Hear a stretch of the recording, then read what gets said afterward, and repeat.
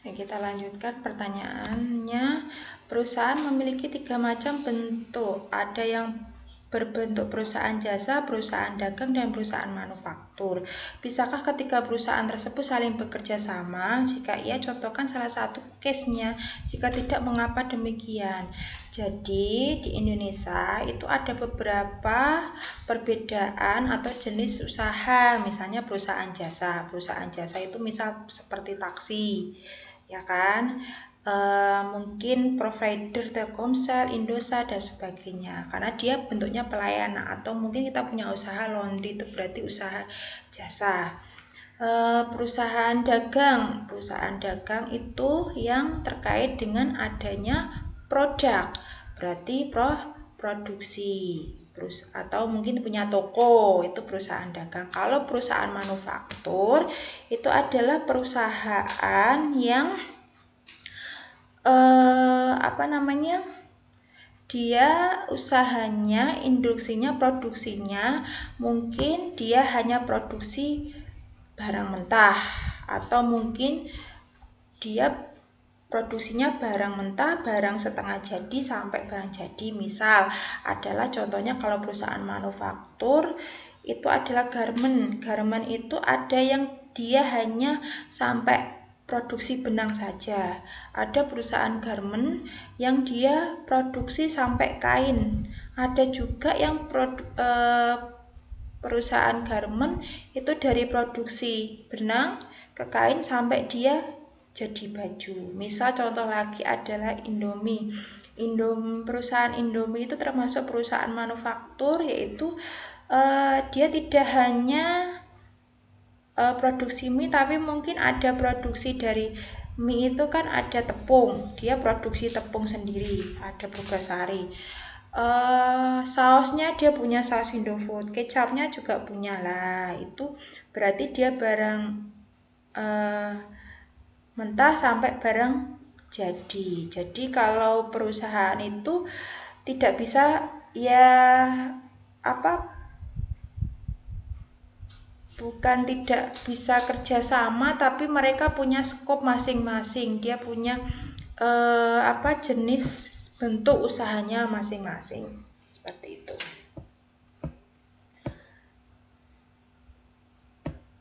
Selanjutnya adalah akun-akun apa saja yang diperlukan dalam menyusun laporan keuangan.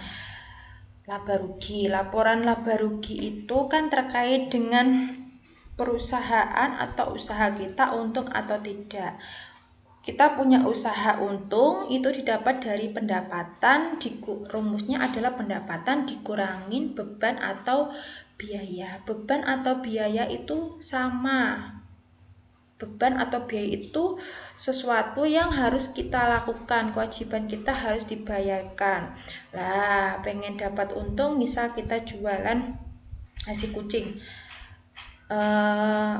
Kan kita tidak tahu untungnya berapa. Pendapatan itu didapat dari mana? Oh, kita tadi jualan nasi kucing, ya kan? Pendapatannya hari ini adalah uang yang kita terima, misal 200.000. Nah, biar kita tahu untungnya berapa, pendapatan itu harus dikurangin dengan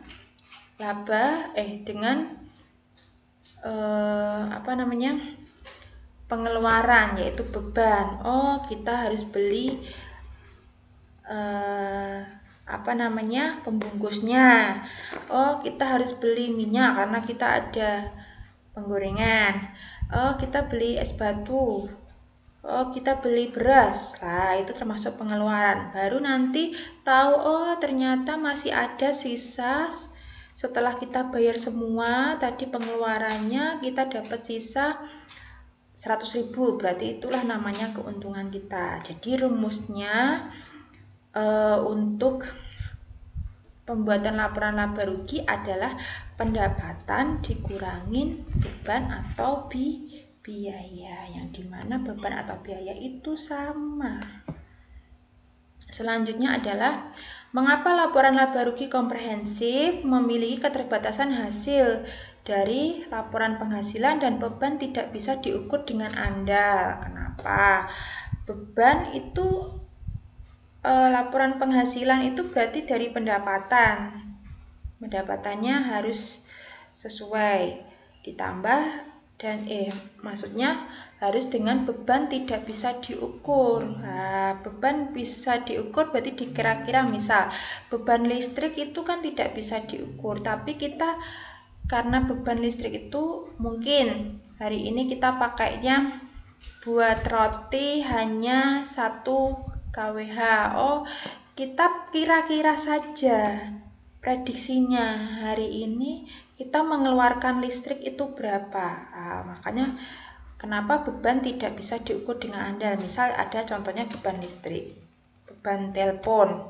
Beban listrik, beban telepon itu kan nanti ketahuan jumlahnya di akhir, di awal, di pertengahan jalan. Tiap hari kita include kan tidak bisa ya, kita rata-rata saja sebulan itu menghabiskan berapa lah, kita bagi, misal kita bentuk laporan laba ruginya tiap hari ya gitu. Selanjutnya adalah bagaimana membedakan biaya sewa, beban sewa, dan sewa dibayar di muka. Beban dan biaya itu sama. Biaya sewa itu adalah biaya yang harus kita keluarkan setiap saat. Misal kalian adalah tinggal di Semarangnya adalah kos, maka setiap bulan kita harus bayar sewa. Nah, setiap hari, setiap bulan itu namanya biaya sewa yang harus kita keluarkan setiap saat. Tapi kalau sewa dibayar di muka itu sewa yang seperti kita kontrak rumah yang dibayarkan di awal, tapi kita masa manfaatnya misal 1 tahun. Tapi kalau biaya sewa setiap saat kita harus bayar. Misal contohnya lagi kita sewa mobil, itu termasuk namanya biaya sewa, bukan sewa dibayar di muka. Kecuali kita sewa mobil itu dengan beberapa hari langsung kita bayar di awal, itu namanya sewa dibayar di muka. Selanjutnya adalah apakah laporan posisi keuangan sama dengan neraca dengan peraturan namanya IFRS, International Financial Reporting Standard, dengan peraturan baru PSHK terbaru, laporan posisi keuangan itu sama dengan neraca. Cuma namanya sekarang jadi berubah. Ya, sekarang juga sudah tidak ada namanya aktiva pasiva, adanya aset yaitu terkait dengan harta. Pasifanya apa? Pasifanya karena pasif berarti ada namanya kewajiban. Kewajiban sekarang diganti dengan liabilitas, modal diganti dengan ekuitas. Apa hubungan antara harta perusahaan dengan sumber-sumber harta? Harta perusahaan itu berarti aset atau kekayaan yang dimiliki perusahaan. Sumber-sumber harta itu aset atau hartanya itu didapat dari mana? Apakah dari modal sendiri ataukah dari kita liabilitas yaitu utang. Contohnya, misal kalian punya HP. HP itu sebagai aset kalian atau harta kalian. Nah, aset itu sumbernya dari mana? Apakah dari orang tua? Apakah dari modal sendiri yaitu tabungan kalian? Segitu jawaban dari diskusi ini. Kalau masih ada kurang jelas, silakan bisa ditanyakan kembali.